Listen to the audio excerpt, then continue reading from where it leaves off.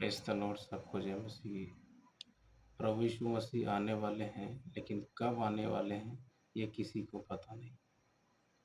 ना नबियों को पता है, ना स्वर्गदूतों को पता है, किसी को पता नहीं कि वो कब आने वाले हैं।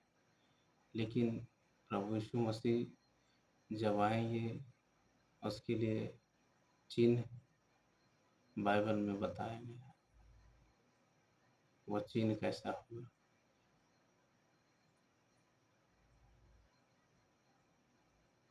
लेकिन कई सारे लोगों के मन में ये विचार आता है कि अगर कोई छत में है और उसको तुरंत आवाज़ दिया गया जाएगा चलो, तो उस समय वो इंसान क्या करेगा?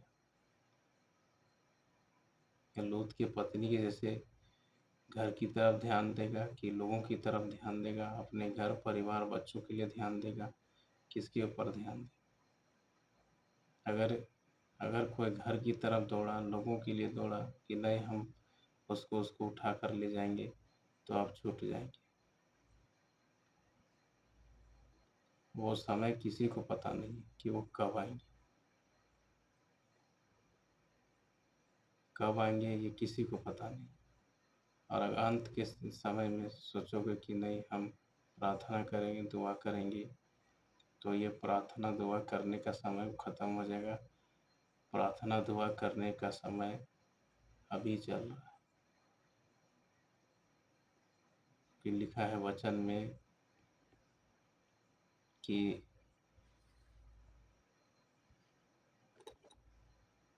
दो स्त्रियां चक्की पीसती होगी और एक को उठा लिया जाएगा, एक को छोड़ दिया जाएगा। अगर कोई छत में है तो छत से नीचे ना उतरे, अगर कोई खेत में है तो खेत से घर ना आए कपड़ा लेने के लिए। अगर एक इंसान जागते नहीं रहे, परमेश्वर कहते आप जागते रहे।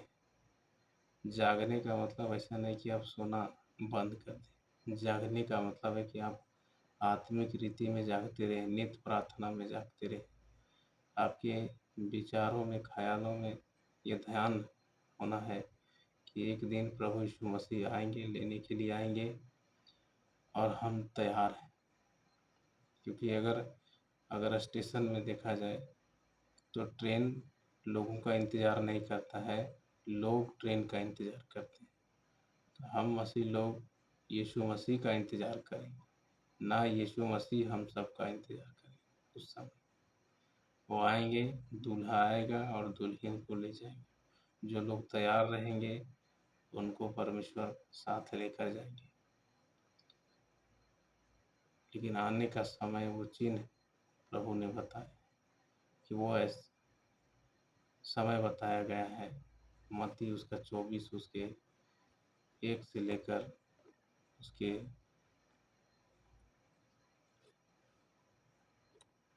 31 तक लिखा हुआ है। उसमें लिखा हुआ है कि उन दिनों में कलेश होगा और उन दिनों में झूठे भविष्यवक्ता खड़े होंगे और बहुत सारे लोगों को भरमाया जाएगा। लोग कहेंगे देखो तुम्हारा यीशु मसीह यहाँ है, प्रभु यहाँ है, लेकिन उस समय विश्वास नहीं करना। झूठे भविष्यवक्ता भी खड़े होंगे। सूरज का है, सूर्य अंधियारा हो जाएगा, चंद्रमा का प्रकाश जाता रहेगा। एक चिन्ह दिया है जैसे यरूशलेम के लोगों को दिए थे प्रभु यीशु मसीह कि जब भी यरूशलेम में घेराव आए तो उसी समय समझ जाना कि यरूशलेम में घोर विपत्ति होने वाला है।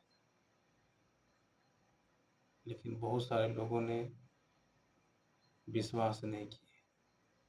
लेकिन वहाँ ऐसे भी लोग थे जिनको विश्वास था।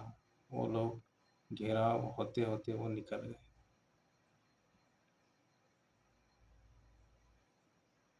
क्योंकि जिस तरह नूह के समय में जब नूह जहाज में जब तक नहीं चढ़ा तब तक शादी, खाना, सब कुछ होता रहा। लोगों को भनक भी नहीं लगी, कुछ पता नहीं लगा कि अगले समय हम सारे लोग मारे जाएंगे। लेकिन नूह को ये खबर दिया गया और नूह ने सबको खबर दी, लेकिन नूह की बातों को किसने विश्वास किया? नहीं विश्वास किया। नूह को बोला गया होगा कि तुम इतने बड़े जहाज बना रहे हो, तो इस जहाज को कहाँ तैराएगा ये? लेकिन नूह विश्वास से जहाज बनाता रहा।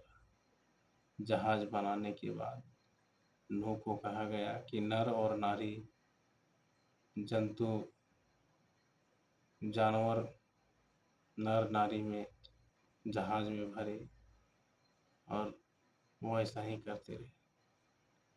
विश्वास से उसने जहाज को बनाना स्टार्ट किया। कई सारे लोग आते होंगे और उसको कहते होंगे ये जहाज बना रहा है, ऐसे बना रहा है। लोगों को भी जा जाकर ये सुसमाचार बताते थे, लेकिन लोगों ने विश्वास नहीं किए। बहुत सारे लोगों ने विश्वास नहीं किए, है ना। वैसे लोग खड़े होंगे, झूठे भविष्यवक्ता खड़े होंगे। जब आप प्रभु यीशु मसीह के प्रार्थना, नित्य प्रार्थना में, उपवास में, वचन में चलते रहोगे, आपके अंदर समझ और तरीका आ जाएगा, परख आ जाएगा, तो आप जान जाएंगे कि कौन झूठे भविष्यवक्ता है, कौन परमेश्वर का सच्चा दास है। और इस तरह आप जान जाएंगे और आप झूठे भविष्यवक्ता से बच जाएंगे और आपको वचन से परमेश्वर बचा लेंगे। लिखे हुए शब्दों की तरफ आपकी ध्यान होगा। लिखा है कि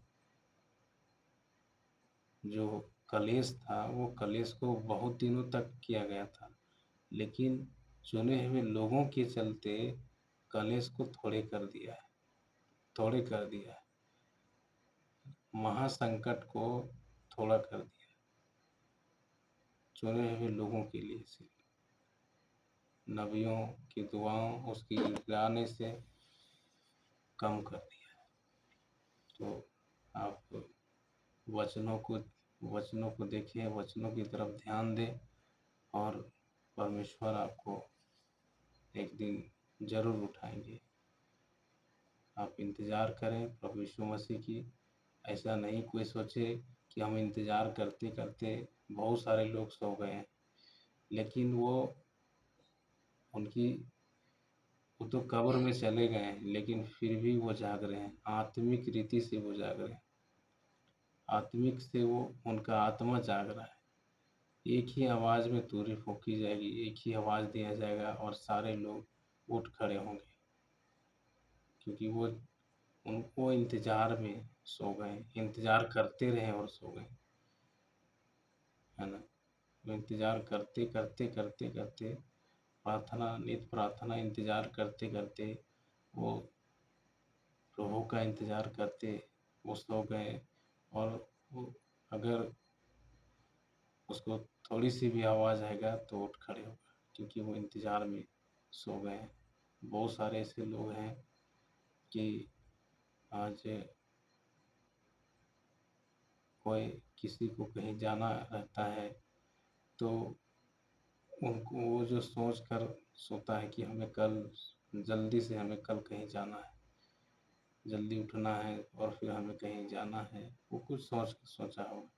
उसको सिर्फ एक बार आवाज़ दो तो उठ खड़े होगा।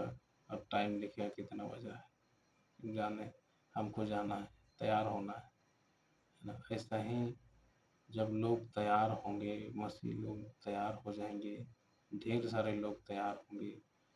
तैयार करने के लिए ये सब कुछ नबियों को, दासों को हर तरीके से संदेश दिया जा रहा है लोगों को। नूह भी ऐसा करता रहा, लोगों को संदेश देता रहा, सबको संदेश दे रहा है ताकि कोई छूट ना जाए।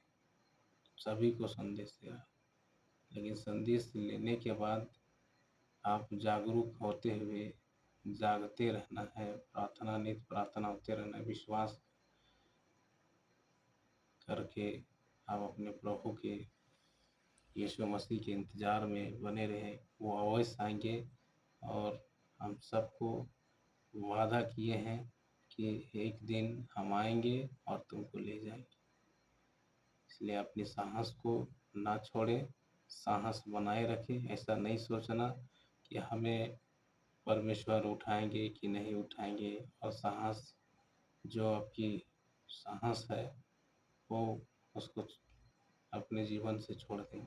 ऐसा नहीं करना, साहस बनाए रखना। प्रभु के आने तक धीरज धरे रखो, साहस बनाए रखो। प्रभु यीशु मसीह अवश्य अवश्य आपको ऊपर उठाएंगे, अवश्य परमेश्वर अपने साथ लेकर जाएंगे।